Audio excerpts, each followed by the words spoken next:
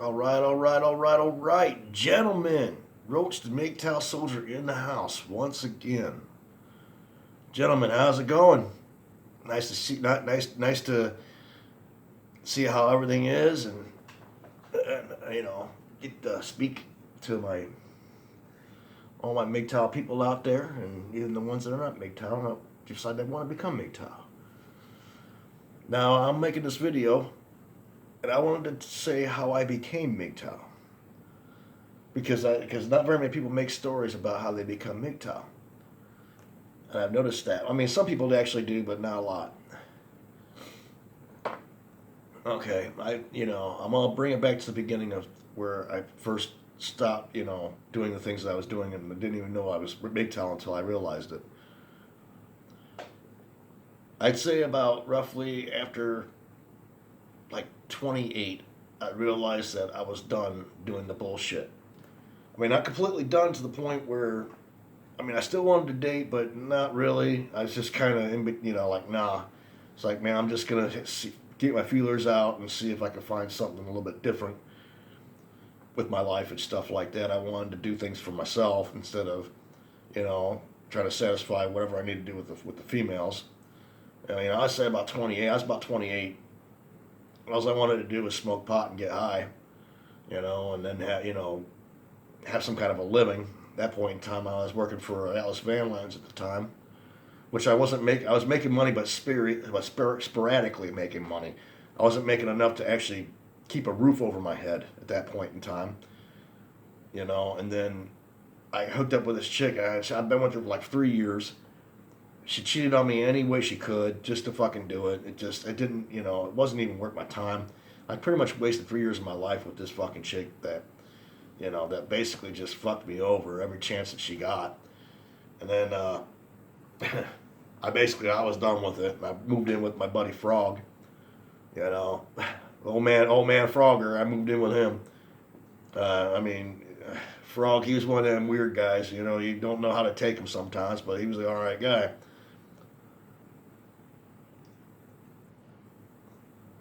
Uh, well, anyway, after that, I stayed pretty much celibate, which is mostly like a monk. You know what I'm saying? I stayed monk for a long time, for a really long time. I'd say to about 35, I stayed monk because I mean, I was still looking for a piece of ass here and there, but I really didn't like pursue it. It's not like I was actually trying to go after it. I was just like, okay, if I get a piece of ass, it's cool. If not, then fuck it. You know what I'm saying? I was to that point. Well, about 35, I was getting drunk, and this chick wanted my nuts for the longest time, and I'm just like, man, I said, I don't know about this. I don't know about this shit. Worst mistake I ever made in my entire life. But I can't say it was the worst mistake I ever made in my entire life, besides my son coming out of it. But it was one of the worst mistakes I ever made in my entire life. I let her in, and I was standing right there next to the steps, and she was ringing my doorbell. I was standing right there next to the steps, and I had that choice right then and there. Should I let her in? I could have just walked back up them stairs and not let her in, and things would have been just good and fine and dandy, and I would have never hooked up with her. My dumbass wasn't thinking with the right head, or with this head and my heart here. I wasn't thinking about that at that point in time. So fuck it, I'll let her in. So in the meanwhile, it's my birthday, right? I'm getting trashed. And this is like the same at the same time, you know what I mean? Like I'm getting trashed.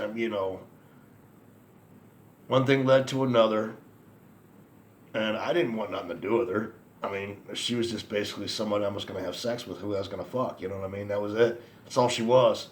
More like a hump and dump kind of situation there, or some kind of a friend with benefits kind of thing. I don't know. It was stupid. I was stupid at 35. You know, and boom, I'm pregnant. Oh, great. Here the fuck we go. And I was told I couldn't have kids at that point in time. So yeah, maybe it's a miracle. I don't know. You know. And I wasn't really sure if it was my kid or not. Well, it just so happens my birthday is on the 11th of March. So when my son came out was December 11th. So it's like, oh, well, there we go. That March 10th, when I popped it in, put the bun in the oven right then and there. Yeah, I can't deny him. Can't deny him. I didn't even get a DNA test done. I didn't need to. I already knew he was mine. I already knew it.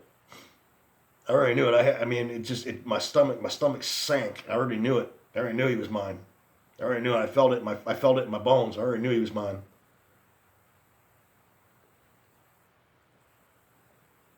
Because now that I look at him, yeah, he's mine. He's got that same fucking peanut head that I have. Yeah, he's mine. He's got that same fucking peanut head. He's definitely mine. He looks just like me. Spitting motherfucking image of me. Innocent, like a motherfucker looking. Just, yeah. I already knew it. Well, that's besides the point. After that, I went back to monk mode again. I didn't fuck around, didn't do anything. I didn't do anything until I turned about 40. And I met this other chick, you know, and she pursued me. I didn't pursue her. Okay? At any point in time, I did not pursue her at all. And I was like, man, I don't even know if I want to fucking be in a relationship right now. I've already been through so much bullshit. I don't want to be in another relationship anymore. Fuck, what happened to the last one? Well, you know, and I found out, you know, well, she's 10 years older than me, which means she can't have kids. That's what she told me that, you know, and she couldn't have kids. And I already knew that because she was 10 years older than me. She was in her 50s. But she wasn't bad looking. I mean, she was cute, kind of cute, I guess. I mean, she was kind of like a 7. Probably a 7, 7.5, 8. You know what I mean? She wasn't bad looking for 50, for her being in her 50s. She wasn't bad looking.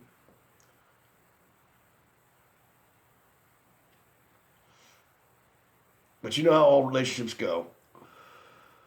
You get with them. They're cool for about 6 months. I mean, 6 months for me. She was cool for like 6 months for me. And then after that, it seemed like everything went downhill from there on in. So the 2 years that I spent with her was pretty much a waste of time. But then again, right around the same time I started dating her, I ran to MGTOW.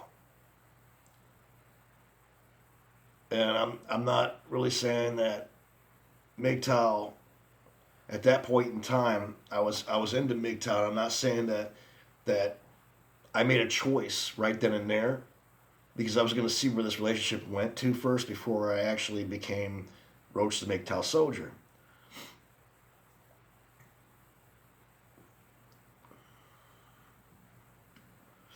So what I did is I basically dated her for about the 2 years that I did. And I still wasn't the Roach MGTOW soldier yet. And I had to come up with a good name after whatever happened. But well, we dated. After everything was said and done, like I said in my last previous video, she took what she wanted to take out of the relationship. Good riddance. See you later. And then I decided that MGTOW was the best thing for me. And I'm going to tell you why it was the best thing for me. And it's not just because it's a philosophy. And I'm not going to say it saved my life. But it did wisen me up to certain things to look for. You know what I'm saying? To look for as a man, as an individual. To keep my feelers out for these women that want to hook up with you and decide that, oh yeah, this is what I want right here. Like, no. This is not what you want. This is not what you want. If you want to be a friends with benefit, fine. But if you're wanting something more than that, you come to the wrong fucking place. You come to the wrong motherfucker here. I'm done with that shit. You can't convince me anymore. I've already seen too much shit happen. And I thank MGTOW for that. Because MGTOW, I mean, yeah, even back then, even though I wasn't MGTOW, but I felt like I was to a certain extent, is that other people on the videos is what helped me out. It helped me be a better person. It helped me be the person that I already was in the first place before I met these chicks, but it gave me closure, as you will. It gave me that, just that it gave me hope. And I know, gentlemen, hope is a dangerous word. It really is, because hope can get you, can crush you. But this hope is a philosophy hope. It's the greatest hope in the world, because you don't have to do anything. You just have to be yourself. And yes, gentlemen, be selfish for yourself, because if you had a girlfriend at one point, they weren't digging in your wallet and thinking of you. They were just as selfish. So so don't be afraid to be selfish, gentlemen.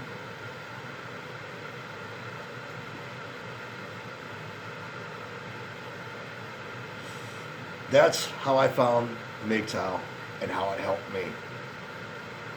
And then for you gentlemen out there that don't know about MGTOW, you younger folks, even your young entrepreneurs, man, that are making tons and tons of money, don't let these bitches fucking fool you, man. There are some cool women out there that you can talk to, but that's about it, man. If you want to be cool with women, fine. I mean, don't be an asshole. If you're MGTOW, don't, if you're planning on becoming a MGTOW man, don't be an asshole, because it doesn't get you anywhere. You still got to talk to the ladies. Ladies I talk to at work, they're cool as hell. I don't have to worry about nothing, because I'm not planning on dating them. As long as they're cool with me, I'm cool with them. I don't have to worry about that shit, man. I can still have conversations and still laugh like the rest of them. You know what I'm saying? I still get along with the ladies there. You just got to be careful with some of them.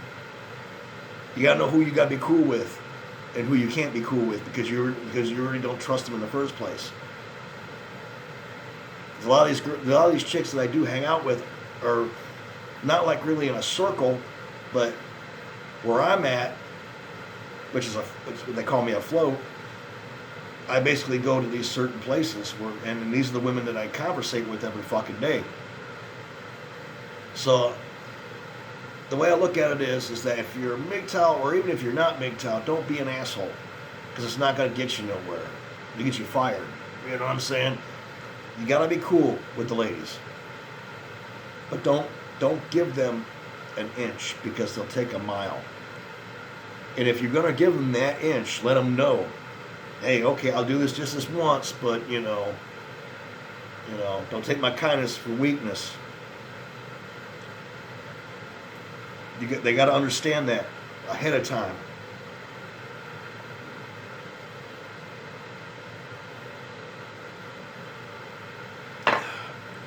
Gentlemen, it's been awesome talking to you all, man, because I love talking to you guys, man.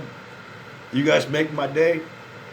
You guys give me good comments on my fucking videos, and I love it. I get a couple of negative ones every now and then, which I expect that. I expect that. Because it just so happens I got one negative comment one time, which was a few days, what was it, like a week ago, and one of my videos got taken down.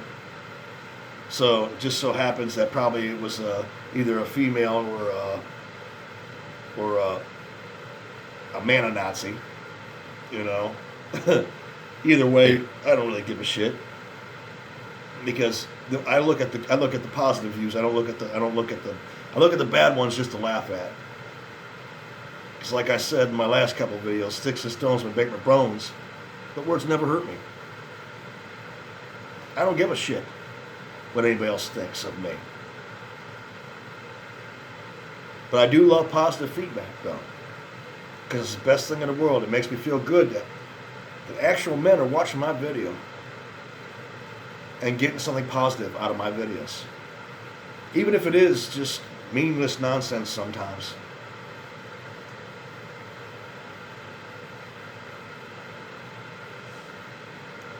I give a shout out to all my guys that subscribe to me. I mean, I'm not saying it's what makes me run,